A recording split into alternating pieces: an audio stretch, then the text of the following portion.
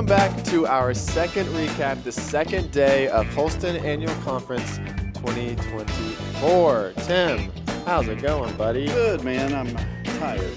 No kidding. We had a jam-packed day. We have finally found some time at 10:30 this evening to record our recap here. My day started bright and early for a prayer service at 7 a.m. Yeah. And it didn't stop. No, it truly has been nonstop. And last night was a long night. Yeah. Doing all the editing and things to get through, but still a good day. It was a great day. It was jam-packed with good stuff, Yeah. It would have been rough if it was a slow-moving, boring day, but there's a lot of really exciting stuff that happened. Yeah.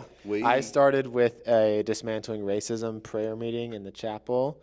I was in the extended cabinet breakfast. Yeah. So it was the first time that we had all been together since the start of annual conference. So that was nice to just kind of catch up and look through the schedule and see what was going on throughout the days. And so it was good. And then we all descended onto Stewart Auditorium for Dr.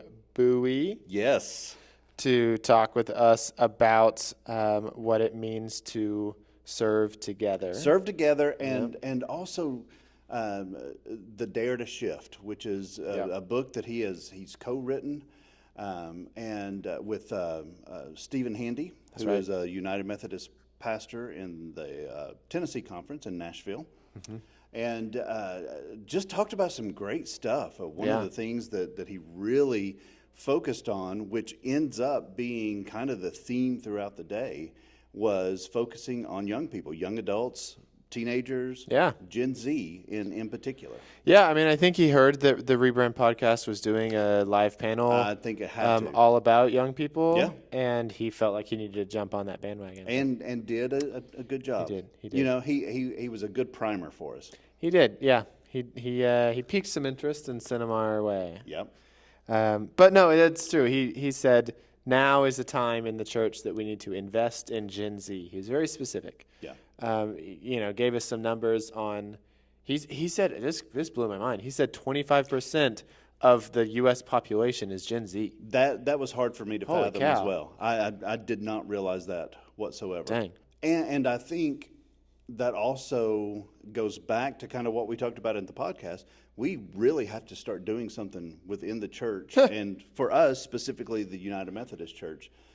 To be able to help introduce Jesus to this generation. Yeah. Well, yeah, you opened up our podcast recording at lunch today, which will be out online soon. So, stay tuned for that. You started by saying, look around the room. We probably have all the young people in the conference sitting in this room. And then we looked around and there were like 10 young people. Yep. And half of them were on stage with us. Yep, that's exactly right. But yeah, I mean, if our communities, if our U.S. population is 25% Gen Z, Holston Conference is most certainly not 25% Gen Z. No, and we specifically talk about the Holston Conference and the United Methodist Church because that's who we are and that's what we know. But it's not a phenomenon that is exclusive to us. This is something that the church in general has to figure out what to do and do different and do it quickly. Yeah, for sure. So then I'm sorry I bored you just then. Dude, it's 10:30 p.m. I know. So we also heard from Kim Goddard, who's the dean of the cabinet, the head of delegation, projected assistant to the bishop, all those things. Invitation team as well. Invitation team leader. Yeah, and we don't normally get into process and things like that, and I don't want to spend a whole lot of time on that, but I thought it was really cool. I thought they did a good job setting the schedule to where all three of those, the delegation, the invitation team, and strategy came right after that. And they just put them right there together to give us all the information about next steps and process and things. And I thought that was a very good job. And to let Kim Goddard do what Kim Goddard going to do. Yeah. The kids would say, those Gen Zers would say, to let Kim Goddard cook. Okay. You heard this language before? I have. She cooked. Yeah, she did cook. Yep. Yeah. Ay, ay, ay. It's late. It is. But yeah, we heard from several of the delegation members all about those 3 R's plus budget, and they actually added in the Committee on Episcopacy, some of the jurisdictional work as far as Episcopal areas and so forth. We won't get into that. That's kind of in the weeds stuff. It is, I mean, it's super important to have. Yeah, it's going to be really big. I think the big thing for us to recap here is at one point, SEJ sent out some information to us saying that we were looking at potentially having an Episcopal area with Kentucky and the Central Appalachian Conference, and have a shared missionary conference. Yes, it is. And because of the changes at General Conference and the way that they're shifting bishops around, that may not happen. As a matter of fact, it probably won't happen. Right.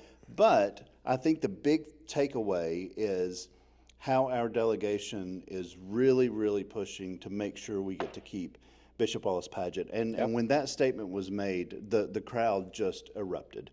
And it just goes to show that Holston is in a good place with the leadership that she has put in place and the direction that she's asking us to go. And I think that we've got some good days ahead of us for sure. Absolutely, for sure.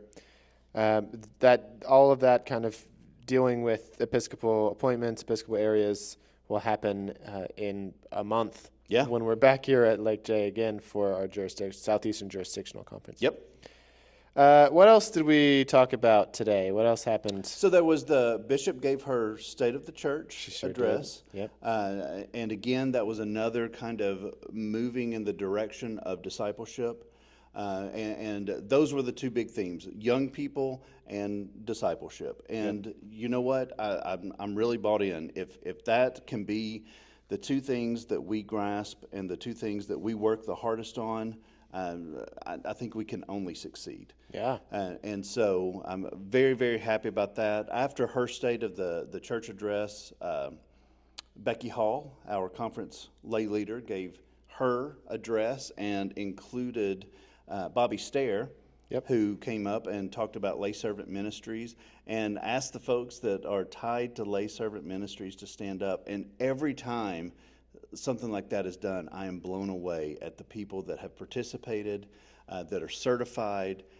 We have got some great leadership in the Holston Conference, some great lay leadership. And I really think that we have to live into that more if we're going to truly start doing discipleship like we should be doing. Yeah. The church that I attend often, the pastor has been on a sabbatical, on a leave, and so they've had some lay speakers in to preach on Sundays, and it's been really cool. It's a different experience, it's a different perspective than you get from an appointed elder at a church, and so I think it's been really cool. All right, so then we finished the evening with the missions celebration. Yes. Always a highlight. Always a good time. We had the worship team from Shades of Grace, which was cool. We had a hometown hero of Holston preaching for us, Bishop David Graves. Yes. He grew up at Fountain City UMC, the same church where I grew up. He doesn't know that, but I feel like we're pretty close because of our common background. But he brought the word, and what did he talk about? Young people. Yeah. It was great. Now, part of that was intentionally themed because it was new voices. Well, yeah. And but he really not only talked about new voices, but you could tell that Bishop Graves was engaged the entire day because he took his sermon, and he had a manuscript, but he took his sermon and he was able to weave in things that were said and actions that were done throughout the entire day. And I was really impressed with that. Yep. I had a copy of his manuscript because I was running his slides. Yeah. He went off script quite a bit. Wow. He definitely did kind of localize it to Holston and, Yeah. and to his experience from throughout the day. Yeah, I think it was really good. Yeah. He motivated and encouraged, and I think maybe convicted a little bit. You know, I think there were he stretched our conference, I think, a little bit, which was good and necessary. Yeah. I think it was really good. It was good. I think we had a good turnout for the offering. We'll get those numbers probably tomorrow. They'll announce it, and we'll be able to talk about that some. We did it a little different. We waited until the evening mission celebration to reveal the buckets, the hands-on buckets. And tell us about that. Yeah, we didn't do so well. What a letdown after yesterday's recap and just how you were just throwing it out there. No, we came really close to doubling our goal. That's exactly but we didn't right. quite double our goal. Yep. No, it was great. We did fantastic. We did almost double the goal that we set. Shout out to the Tennessee Valley District for almost tripling their goal. They did triple. No, for more than tripling their goal. Yeah, they were a little over triple. Yeah. I think our goal... That's my district. Oh, of course it is. Yeah. You were probably the one that... Who's to say? Really? Yeah. So our overall goal was like 2,700, something like that. I think that's right, yeah. And we were well over 4,000. Oh, yeah, 4,200. That's fantastic. Yep. And as we've said forever, Holston understands missions. And that's one of the things that draws us together. And I love celebrating our missions worship service and celebrating the buckets, and then just hearing the good news and stories that take place throughout our local congregations and abroad. Yep. All right, well, we are halfway through annual conference. Yeah. I'm feeling strong. Feel like... Are you? I'm not. I'm wondering if I'm going to make it to the room without passing out. I haven't been this exhausted in quite some time, and I'm sure our viewers and listeners it's reflecting. Our energy's not quite there. We apologize for that, but we're doing it. Yep, it's true. So we'll be back as we continue on through the conference. We'll be doing some recaps for the next 2 days. We got a lot in store, a lot of exciting things to happen, some drama to happen, some drama? Might be some some drama. Might be some cliffhangers. There might be some surprises, some plot twists. Who's to say? What's next? What's on the next episode of Annual Conference 2024?